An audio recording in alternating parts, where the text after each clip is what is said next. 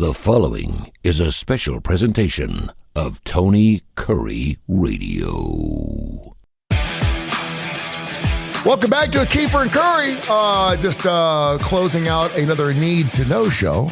If you like socialism, well, no one likes socialism, but if you like talking about socialism, you perhaps have to check that show out. And if you haven't tuned in, here's a clue what it's about. Vladimir Putin, the great leader of a communist country, his personal worth, Tony, $125 billion. Pretty good work if you can get it to be a dictator. That's pretty good. They use some of that money to trickle down just a little bit to some of the Russian people out there. Well, so the whole system is a crock. As he continues to reform, as he continues to reform the Soviet Union, that may be a good thing for him to go and spread the wealth a little bit. Well, it's in worse shape now than when it collapsed before. So there's no doubt.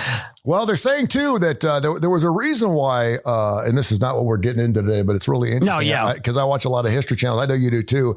But there's a reason why the Russians were so interested in going back to Chernobyl. Because they're actually finding a lot of different hot spots in and around Chernobyl right now that are saying that perhaps there's still some remnants of some type of fusion types of situations that they can still utilize in the war with the Ukraine. Who knows? I don't know what's going on. Yikes. You just mentioned before we started the show about Mac McAnally, who, of course, wrote a lot of great songs and just did a wonderful job with the Jimmy Buffett Band, of course, the Coral Reefer Band. Jimmy Buffett has passed away. Sammy Hagar, go with me here, in August of 2022, said that he had a dream about Eddie Van Halen, who, by the way, do you believe Eddie Van Halen died 5 years ago? It's been 5 years ago. You just don't think, I don't know. It's hard to believe.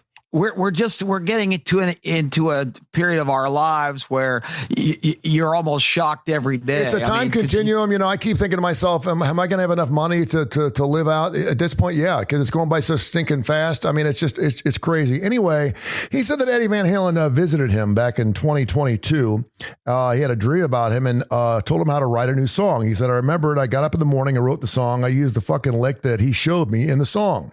Nearly 3 years later, entitled Encore, Thank You, Good Night. That song was finally released a couple weeks ago with Joe Satriani, Michael Anthony, and Kenny Aronoff on the recording. During his show this past week, one David Lee Roth thought he might have a little fun with Sammy Hagar at his expense and said, you know, there's this guy, one of my esteemed colleagues, he's a contemporary, he's got a great voice, he's got a great catalog. You all know Sammy Hagar, right? He's got a great voice, and Sammy allowed, he described to the media about 6 weeks ago that the ghost of Eddie Van Halen visited him and graced him with a song that he's memorized, and then he went home and recorded. It's on the internet. You can go listen to it. From there, things got a little less serious. He goes, I don't know what the odds are, but last night the ghost of Eddie Van Halen visited me at my fucking hotel room. I was watching the weather report, and in comes Eddie Van Halen. He was laughing. His fucking ghost was laughing. He said, what do you do now, David? He said, I gave Sammy a song. He said, but I want to let you know it's actually Iron Butterflies in a Gata-da-Vida backwards. Don't fucking tell him. Of course, some people laughed. He said he was in the middle of his performance of Dance the Night Away by saying he and Eddie Van Halen ghost then shared a ghost cigarette. He said, I hugged my brother Ed and said, man, do I miss you? He said, I miss you too, Dave. But he said, you know what? You should still go to hell. And David said, well, make sure you save me a seat. Of course, a lot of people thought that was really funny. I want one Kip Keefer to give me your 3 ghosts that you would love to see come back to Earth for any particular reason. It could be for a question. It could be back for a night. It could be back for good. But I want you to, I know this is wide out there. And I have not, by the way, people are listening to the show. I have not given you any. Nope. Nope. I haven't given you any time to even think about this. This just came right off. I was just thinking about it, but I want you to get, because that's kind of the point. I want you to name me 3 people. You can go one at a time. I don't care how you do it. We can go back and forth because I've actually had a little more time to think about it in the last 30 minutes. But I want you to give me 3 different individuals you'd like to see come back from the dead for any particular reason. Tell me why, and we'll go. And come back from the dead to serve humanity now, or to just enhance my curiosity? This is called the Keefer and Kurre Show. It's whatever you want. For example, I will say right now, I would love to see Mike Leach come back. just for one night because the last time I interviewed him, he was really, really sick. I still have that interview. He had some pneumonia kind of thing going on. I don't think that was the reason he passed away, but I had him on my show every single week for 3 years. Even when we weren't doing college football, he was fantastic. He'd answer the phone during games. He was just a wonderful man. That's unbelievable. He was one of the guys. Tell that story real quick because you guys were on the air on a Saturday night. We were on a Saturday night doing the Curry and Claypo show on 99.5, and we just picked up the phone and Keefer. We hadn't another Keefer and Kurre show yet, and he would have been a constant guest on our show every single week. Oh, for sure. But Mike was always super nice, always called me back. Of all the coaches that I had numbers for, he was the one that always called me back. So it's a Saturday night. It's like 10:30, whatever. This is when he was still with the Cougars, Washington State. And I called him up and he answered the phone. He goes, "Hey, what's going on?" I said, "Hey, coach." I said, "We got a few minutes here. We're doing a Curry and Claypo show. You got a few minutes?" He goes, "Sure." And I could hear some stuff in the background. I said, "Where are you at?" He goes, "It's halftime." And I said, "Halftime?" He goes, "Yeah, we're playing Colorado tonight. We're up 10-7 and a half." I said, "Oh, shit." I said, "I'm good, coach. I'm sorry." He goes, "No." He goes, "I got a few minutes." He gave us a 5-minute interview in the middle of the Colorado Washington State halftime game. Yeah. There is not one coach in the world who would have answered the phone. Oh, I know, right? And B said, "Oh, I got a couple minutes." If that doesn't tell the Mike Leach story, nothing does. They won that game 24-17, by the way. So I took some How credit about for that? So he's one guy just because when he passed away, I was just like, wow, that just blew me away because no one saw that coming. No one saw it coming. And I only believe that wherever he went, he was a winner. I'm not saying that he was going to turn Mississippi State into a national title thing. And I think he knew that he could not win a national title at Mississippi State, but he could win 9-10 games every year and he could be a spoiler for a lot. And he just loved calling football games. I mean, he taught classes out at Washington State. He taught class at Mississippi State. He loved the whole air raid offense. He created that and he loved teaching that to young players. And I'll tell you something right now. Every single year, his quarterbacks were going to be up for Heisman every single year because he was going to throw the ball 70% of the time. And that's why his offense was so fun. So I miss him. I miss him greatly. And I would bring him back. I'd bring him back from the dead, at least for a night to go out and have, some cocktails and maybe some dinner and just kind of catch up knowing that he's gone. But give me your first ghost. Okay, I would like to conjure up if possible, and if he's listening, anytime I will clear my schedule. I want Abraham Lincoln to come back and hang out with me. You are not going to believe this. Look at this. I've got Abe Lincoln. I got Abe Lincoln on my top three. That? Abe Lincoln is one of my top three. Wow, I got goosebumps on my arms. That's amazing. That's incredible. This is not rehearsed. Wow. You and I have never discussed Honest Abe. That's crazy. In all of our shows, it's the first time his name's ever come up. But he's just such a fascinating character in history. And arguably, if not for Abe Lincoln, how different could things look right now? We would be living probably in a separate country to the United States of America. We'd be still living in the Confederate States of America or whatever it would morph into, because Abraham Lincoln single-handedly preserved this union and kept it because the moves he made were so unorthodox, and he was so committed to the cause of this country being worth fighting for. I love the whole story, Tony, about probably the greatest speech ever made, the Gettysburg Address, which was only a 2.5-minute speech. Reportedly. We don't know. Of course, there was no footage of it. All we had was the original draft, and people actually criticized it at the time. Reporters, of course. So we think the media only sucks now. The media's always sucked. Someone wrote, that was a dishwater speech. He doesn't understand the enormity of the occasion. But for him to get up and do the Gettysburg Address and talk about the preservation of the Union and the sacrifice these guys made.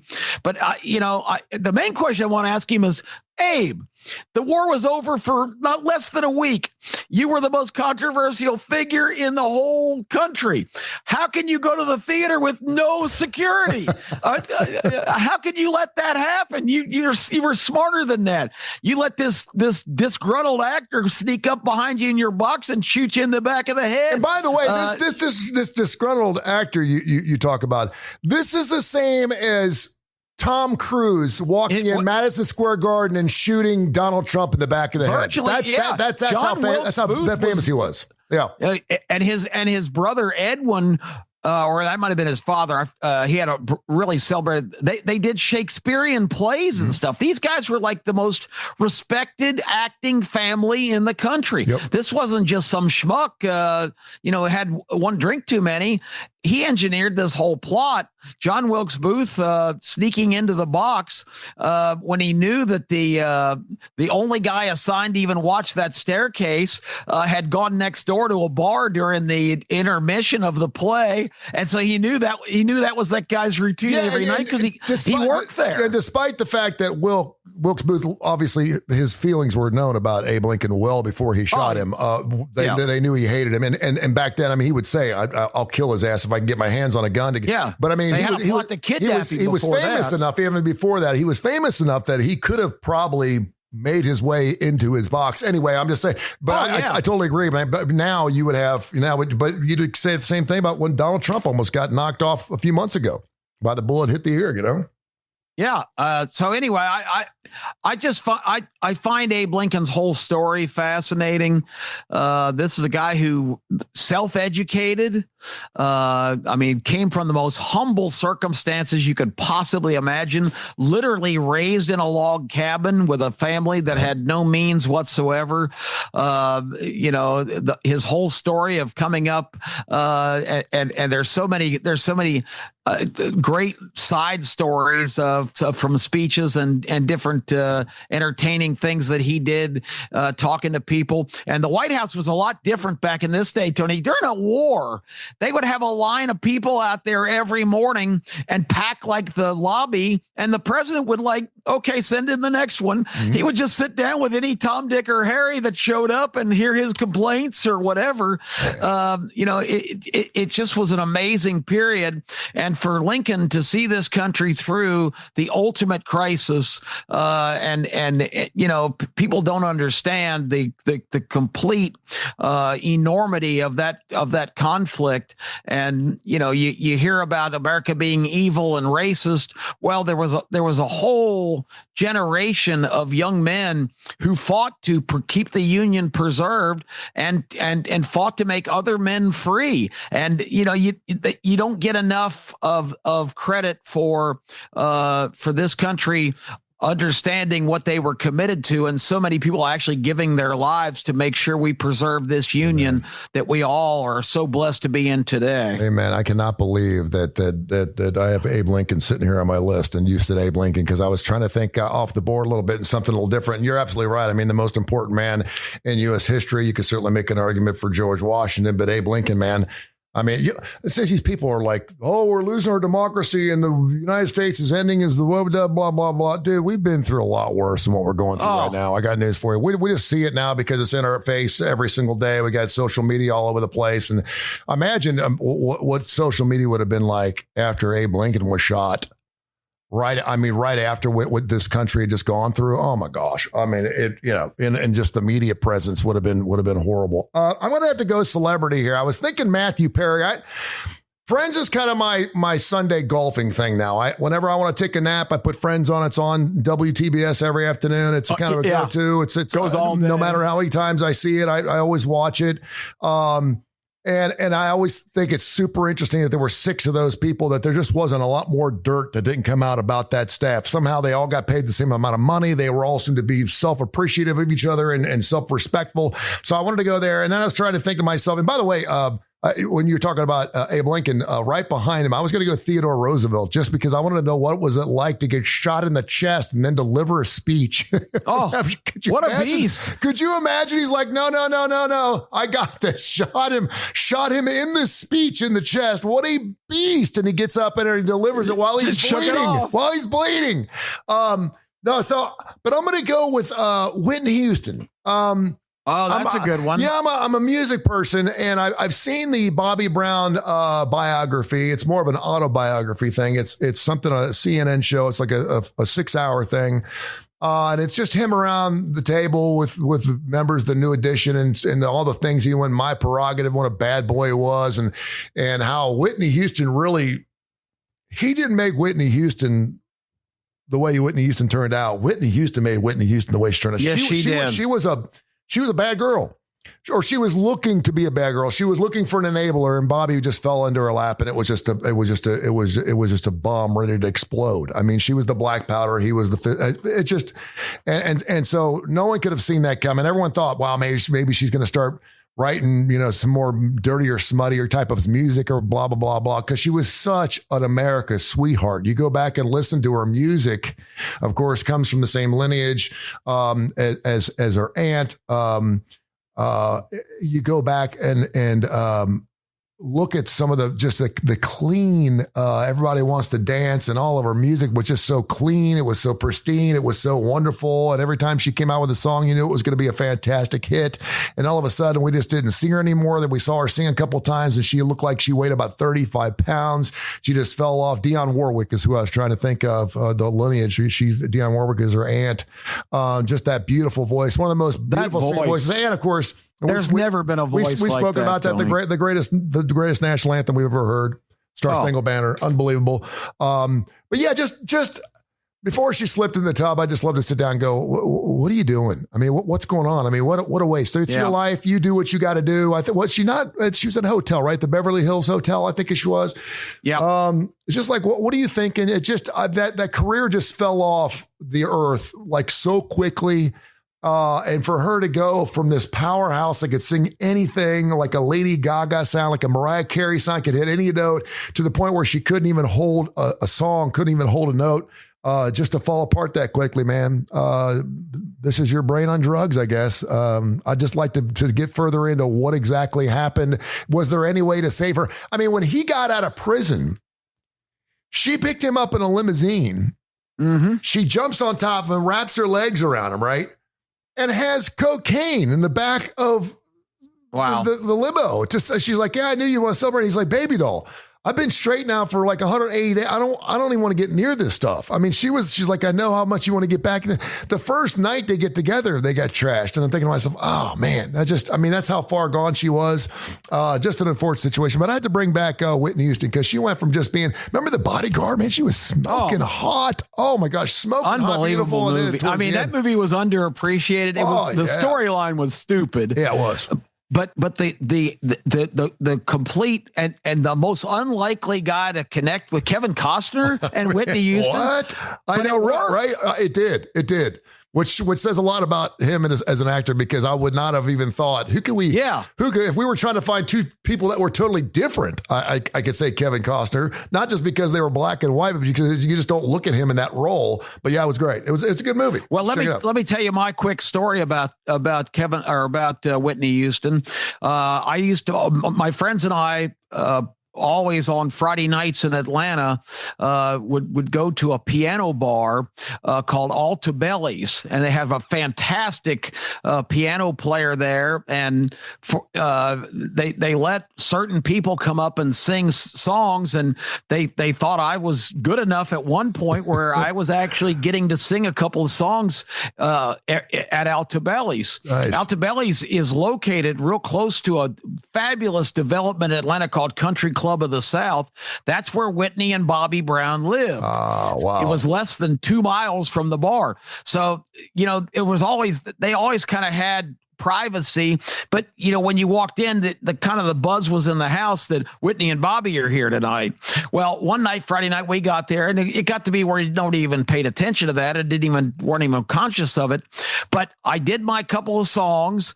I did Piano Man by Billy Joel, and I did Ballad of Billy the Kid by Billy Joel. Nice. Which was probably the song that people liked me singing the most, because it's kind of a rousing, from a town known as Wheeling, West Virginia. Anyway, the long and short of the story was, as I went back to the table, we were wrapping it up. All of a sudden, here comes this guy in this elaborate suit. It's Bobby Brown. He comes to the table and he says, "Hey, I just wanted to tell you I really enjoyed your set." Wow. And I said, and I look up and there's Whitney Houston about 10 paces behind him. I think it's like August, Tony. She's got like a overcoat on. She's got a scarf around her head. Yeah. She's got big dark glasses in the restaurant. She's like standing there and like you just described, she was just small, and she was like robotic almost. I mean, she showed no emotion, but he came over and was the classiest. I mean, just such a polite guy. Wow. And I've always got that image of her burned in my mind. That's probably a couple of years before her demise, but she was already on a very scary downward path at that time, and that image just is burned in my memory. So, what a great story. But there's never, she came from the kind of the gospel background too. Mm-hmm. Came from a strict religious family. Yeah. She was just like the ultimate I'm going to rebel kind of personality when she got so good.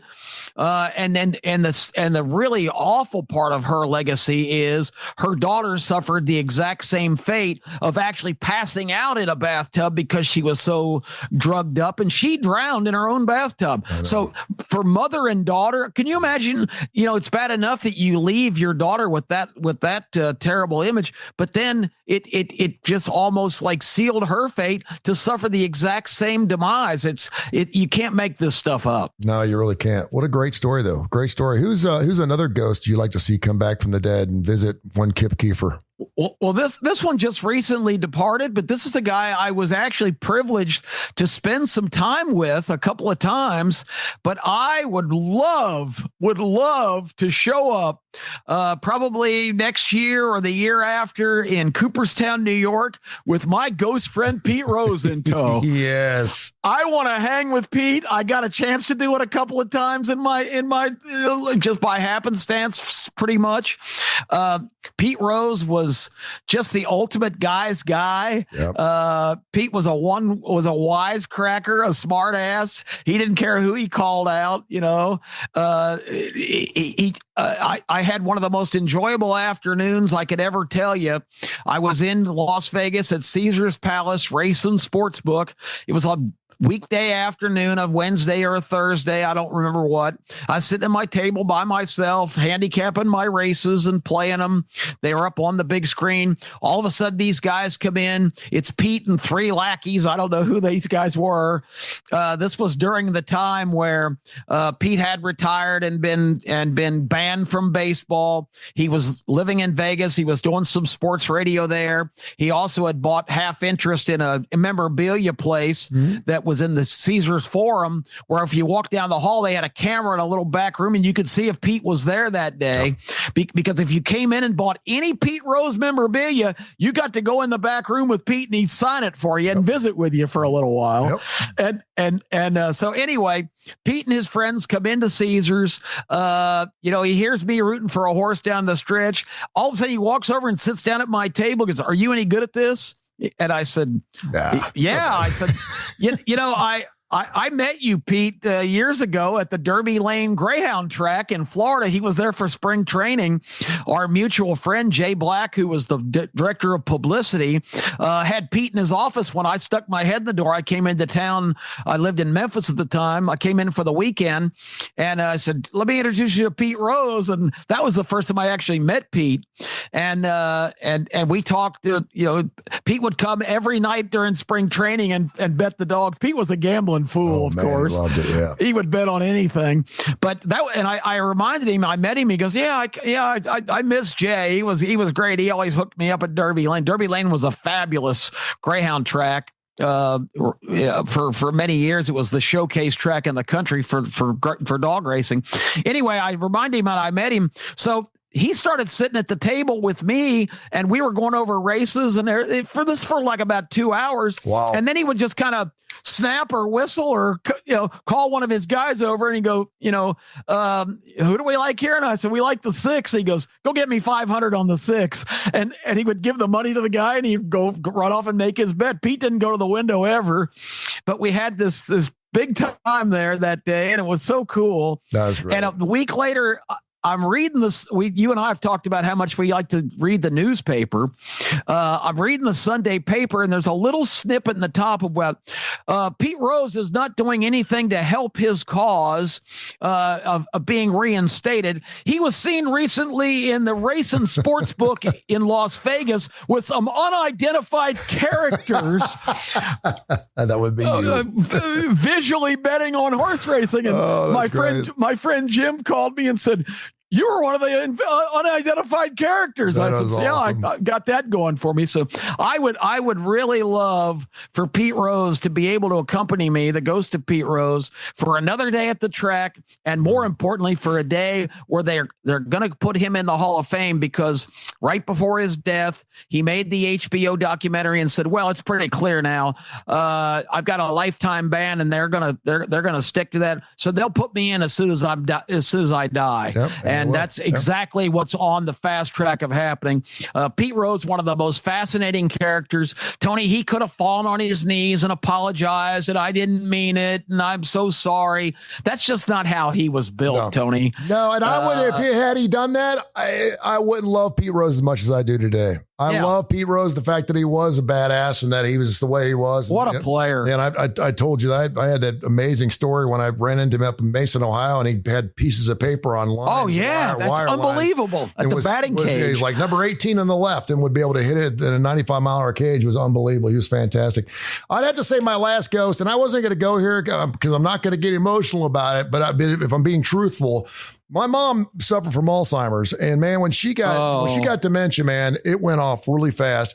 And about the time she started getting it really bad, I had just adopted my second son. And of course, my son Xavier, who you've seen on this show, he comes in once in a while. He's got special needs, and he had brain damage and damage as occipital lobe, and he's legally blind, the whole 9 yards. And so I was working through a lot of that stuff, and I had some things going on with my ex-wife with some depression. And so I just didn't get a chance to spend as much time with her the last few years of her life. I could have, my dad went to visit her every single day. And of course, every single day she'd go, where the hell have you been? He's like, I was just here yesterday. She didn't remember anything. My dad would just see her every time. I'm like, Dad, stop putting yourself through it, because she was kissing other men in the nursing home. And it was just a mess. I mean, you talk about, when you're a child, you go into a nursing home and it's just freaky. You got people standing there motionless, and they're iced over, and they're drooling, and they're making weird noises. And it's scary. It's so awful. It's scary as a youngster to go into that. Go to the Alzheimer's part, and it's even worse. I mean, you guys got people, it's the Walking Dead. They're just walking around into each other, saying things, screaming things. And it's just, and so I never really got a chance. I wish I had had one day that I could have spent with my mom before I knew that she had Alzheimer's, because I never knew that. I mean, she just was started acting different. And my dad was like, yeah, I think she's getting dementia. And from that point on, it was already too far gone. I never really got a chance to look at her in there. I had the last time I had a conversation with her, she was getting really, really bitter, and she was getting angry at a lot of people. And I said, don't be this grandma. I said, I got my two kids here. They want to see happy grandma. They don't want to see screaming grandma. They want to see, just be nice, be friendly. And she just kind of looked at me like she couldn't understand what I was talking about. And at that point, I knew it was gone. So I'd have to bring her back at least for an hour or two. I wouldn't want her to come back any more than that. My dad, I think I've said everything I could say to him. They lived their lives. I wouldn't want to bring him back, because my dad would like, why are you bringing me back? I'm good. Yeah. I'm good. So I would not do that. But for my mom, just from a selfish standpoint, I'd bring her back for a few minutes just to let her know how I felt. So that'd be my last ghost. Who else do you have? Do you have another ghost? Well, on that same line, and I hadn't thought about this initially, but you have prompted this. I lost my younger brother, Charles Kerry Keefer, in 2017. He basically died of alcoholism. He poisoned his liver to the point where there was nothing they could do for him. He was 5.5 years younger than me. He was in my tracks my entire life. He followed me just about everywhere I went. His nickname became Junior. It was not after my dad. When he came to work at South and Greyhound Park, where I was the track announcer and director of publicity, and later in upper management, my brother came to work there, and everybody called him Kip Jr. Because he walked like me, talked like me, he wanted to be me. Oh. He ended up succeeding me in the announcer's booth, and you don't appreciate, I guess, the time you have, with especially a little brother who, looks up to you and mimics you, and he became his own man to a detrimental situation because he always kind of had this fatalistic attitude of, he really never could apply himself, but he got so he was kind of robbed of his life for lack of a better purpose, because when I was a little guy, a young kid growing up, my dad was excited. I was the first son. My dad took me to ball games, to the racetrack just about every Saturday. We've talked about that before. My dad was like my idol. I connected with him on his love of sports, particularly football. He was a gigantic Washington Redskin fan. I've already sang today on my podcast. I can sing Hail to the Redskins if you'd like, but I'll spare the people a double dose today. But learned every word, went to games. My dad was my idol at the time. And then when I was just getting ready to go into high school, my dad had a shameful affair with a bartender in downtown Atlanta. My parents' marriage dissolved. My brother at that time was, like 5 or 6 years old, or maybe 6 or 7. But my dad, by that time, had gotten a really good job and he was traveling all the time. My brother got cheated out of that period with my dad. Yeah. My brother, I was the first son. I got to have all that. My brother never did. So by the time my brother and my dad connected, my brother was already late in his teenage years. And the thing where I connected on sports and just the whole background of the family and everything else, my brother connected with my dad, who was just on the loose because his other relationship didn't work out. My dad was a player, Tony, till the day he passed away. He was chasing it, all his entire life. And it was all about going out, at 4:00 and happy hour and drinking and playing cards and raising hell and gambling. And my brother got into that. So that's how he bonded with my dad. And it turned out to be the most self-destructive thing he could do, because I remember when he got terribly sick, and my mother, who was starting and I identify what you said about your mom, because mine got Alzheimer's terribly. And it's just, there's nothing more just deflating, because there's nothing you can do. You can't reach them. Yeah. And it's too late by the time you realize it.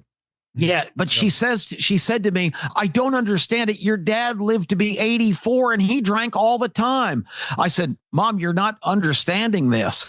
My dad at 4:00 or 5:00 had, it's cocktail hour. He had 2 or 3 cocktails. Then he ate dinner, went to bed at 10:30 or 11 and was up for work the next morning. Mm-hmm. That's not how Junior lived. Yeah. Junior would line up drinks. One time he bragged to me, he said, come in and see my lineup. His starting lineup was a beer, a whiskey, a glass of wine, and a vodka lined up on the arm of his chair. He would drink one after the other. And he'd do it like all night till like 5 a.m. When he didn't fall asleep, I'd find him in his chair, just out, so he got into that pattern. And Tony, why didn't I take stronger action to get him help? People say, don't blame yourself. I blame myself. I remember he passed away in June of 2017. I was I was getting ready to go out to Las Vegas for Christmas with my direct family, and I was out waiting for an Uber about 5:30 in the morning, and he came stumbling out after a night of drinking, and he said, I wish you could stay for Christmas. I said, well, I got to get out. My sons and all my group is going to be out in Vegas. And my at that time 52-year-old brother just burst into tears, and it was a help. It's a memory that haunts me, Tony. I want to turn back the clock, or I at least want him to come back, and so I can tell him how sorry I am that I didn't take more aggressive action, because I needed to step in. And everybody justifies it and says, well, you can think you have that kind of influence and power, but I just think of that encounter with him where he's literally crying. And I saw him again after that. Wasn't the last time I saw him, because I was down there a couple times in the spring, but it was a desperate cry for help, and I didn't step up, and I'll always regret that. And I really sincerely want to tell him I'm sorry. Well, and thank you for sharing that. You know that there's nothing you could have done. Having been recover myself for 6 years from both alcohol and drugs. I deal with it every single day. Right before this session, every Monday, I have meetings. I sponsor guys. You go do something. Yeah, and you can and just to kind of further the point. You feel like you probably could have done more, and we all feel like we could do more. At some point, you just can't. And I'll share just a real quick story with you. Who was a friend of mine? His name was Clay, who was coming to meetings 4 days a week. Was 52 years old. Could play guitar like just unbelievable. Was in great shape. Was an intravenous drug user for years and years and years, was into the heroin thing. I became really good friends with him. Was clean and sober for about 3.5 years this time, which is a long period of time. And on May 15th at 7:26 in the morning, he writes me a text and says, "Hey, Tony, I had the strangest dream last night. I was at some kind of event. You were there as well as some other people. Suddenly, the ground shook with an unimaginable, terrifying force, such that we all knew there was only one thing it could be.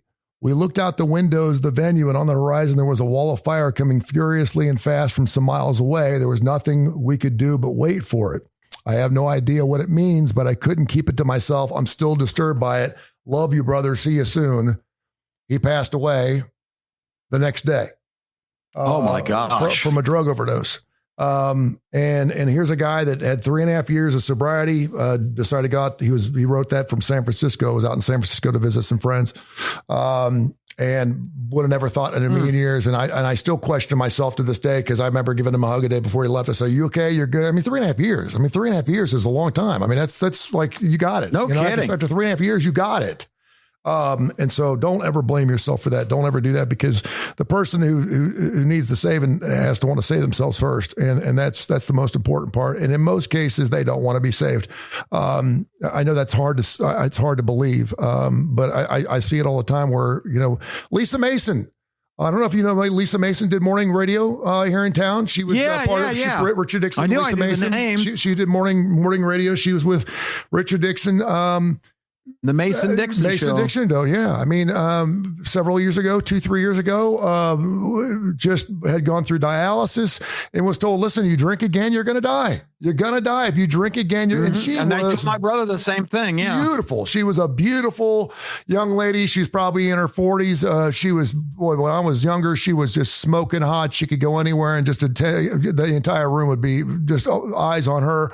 Was just a wonderful, beautiful person. Was fun to be around. Was very unassuming, very humble, and went out and drank, and it killed her at the age of 39. And I'm thinking to myself, unbelievable. I mean, so don't ever put that on you. God rest your, because my brother had the same warning. He was driving my car back from Tampa to come back to Birmingham. I'd actually gotten him employed out with the racetrack. Mm-hmm. He was calling races again, and all of a sudden he didn't show up, and we didn't hear from him, and we didn't know what happened to him. He was missing for 3 days, and finally a hospital in Montgomery called me and said, we think it's your brother. I don't know how they tracked me down. I guess he had some ID on. I guess he did not have ID. I don't know how they ended up figuring that out. I don't remember. But, of course, hustled right down there. And my car was lost. He didn't have any memory of what happened. He just has some kind of blackout. It's miraculous at that time that he didn't, have an accident or, because the whole thing's just this mystery. My car turned up like a year later in an impound place, and it was completely trashed. I don't know if somebody pulled him out and knocked him on the head. We still don't know what happened, but they did at that time tell him that, he had like an Indian doctor who came in right before he was going to be discharged. He was in the hospital for like a week, and the guy came with, "No more drinking." He says, "Any more drinking, and next time you come here, you won't go home." And he had that warning 3 years before this happened. And within 4 or 5 months of going down there, I saw him walk out of his room with a beer in his hand. And I said, you got to be kidding me. He goes, oh, I'm just having a beer or two a day. Well, of course, Tony, it just that was the beginning. So, what you say is so true that, maybe they don't want to stop. Maybe they're not capable of stopping. No, they're not. Cunning, baffling, and dangerous. We always talk about cunning, baffling, and dangerous, and we always talk about the insanity of drinking. There's a great story in the big book, which it's right in front of me on the other side, about a guy who jaywalks, gets hit by a car, and the next day he jaywalks again. And this time he gets his leg taken off, and then he jaywalks again, and he jaywalks to the point where he's in a wheelchair and he's rolling out in the middle of the road. And you're like, you dumbass, what are you doing? It's insanity. That's the insanity of alcohol. It is one thing that just because you have willpower over 99% of the times in your life, it's the one thing we don't have willpower, and that is over the next drink, because one turns into 1,000. One's not enough, and 1,000 is too many. And it doesn't matter. It's the insanity of alcohol and the craving of alcohol. So God bless you and your family. Don't ever. Thanks. Don't ever put that on yourself. The final note, and it'll be quick because I want to end it on a high note. Yeah. The highlight of Charles Keefer's life.